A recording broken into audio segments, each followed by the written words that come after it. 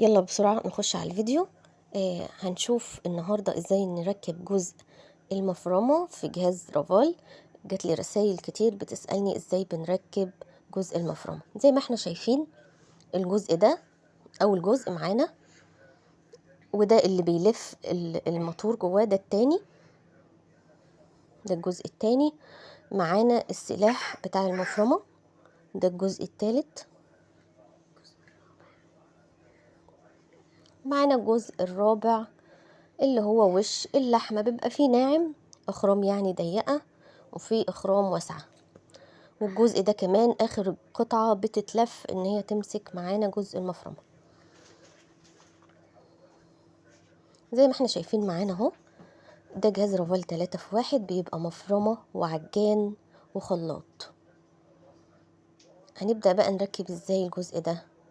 اهو شايفين في زرار عندنا كده في الجنب اهو، تمام، بتضغطي عليه تبدأي تركبي. لا، الناحية دي غلط، انا بوريها لكم ما تعمليش الناحية دي، تعملي الناحية اليمين اهو، شايفة ناحية ايدك اليمين وتلفي، هتقوم عاملة تك معاكي كده، خلاص كده تمام، هي وقفت.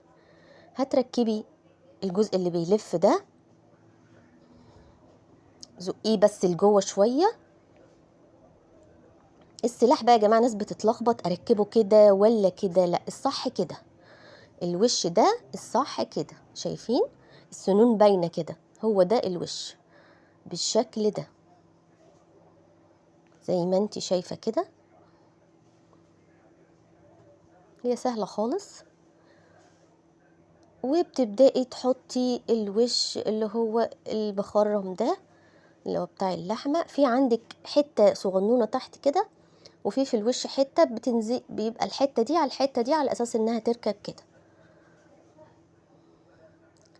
لازم الوش يكون داخل، ما يكونش خارج لبره، كده هو تمام. الجزء ده بقى هتبدأي تلفيه كده، وبتلف بسهولة بكرة كده زي البكرة اهو. خلاص كده بنقفل معانا جزء المفرمة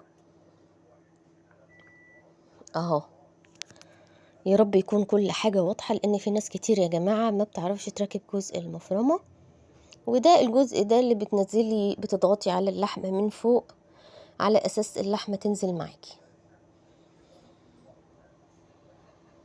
بالنسبة للحمة احنا عارفين المفرمة دي ما بتبقاش زي مفرمة الجزار طبعا، فلازم نقطع اللحمة صغيرة شوية، ويستحسن انها تكون يعني ايه 3/4 تجميدة كده، ما تكونش فكة قوي، على اساس بتبقى سهلة معاكي في الفرن. انا هبدأ اشغل اهو، شايفين السلاح بيلف اهو، شغالة معانا. هبدأ احط اللحمة.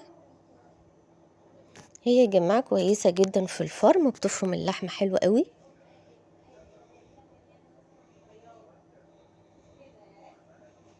اهو بالشكل ده. في عندك السرعات لغاية 6، من اول 5 حلوة تفرم لك كويس، عايزة اسرع يبقى رقم 6،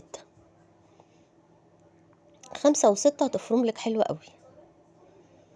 وان شاء الله مرة تانية هعمل لكم جزء اللي هو العجان، هوريهولكوا برضو ازاي برضو بنركب السلاح والكف. شايفين اللحمة معانا بتنزل بكل سهولة. اتمنى بس تفتكروني بدعوة حلوة، وتشيروا الفيديو لكل اللي عايز يستفاد، يعرف ازاي بنشغل جزء المفرمة اهو. شايفين فرمها حلوة قوي. عايزة تفرمي معاها دهنة برضو بتسهل معاكي، بس بلاش تفرمي معاها الدهن اللي هو بيبقى فيه زي خيوط او شغط كده، ده ممكن يلف معاكي على السلاح. في انواع من الدهنة اللي هي بتسيح، دي حلوة قوي تفرميها مع اللحمة.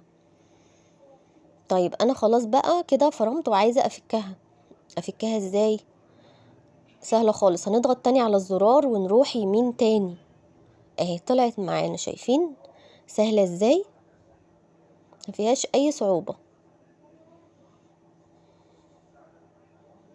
هو بيبقى فيه طبق فوق كده بيتركب، بس انا ما ركبتوش، كنت بفرم قطع صغيره، يعني قلت مش هوسخ كل اجزاء المفرمه.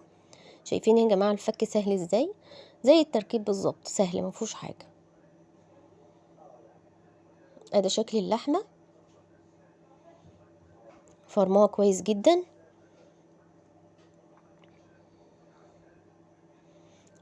اسيبكم في امان الله، مع السلامه في فيديو جديد.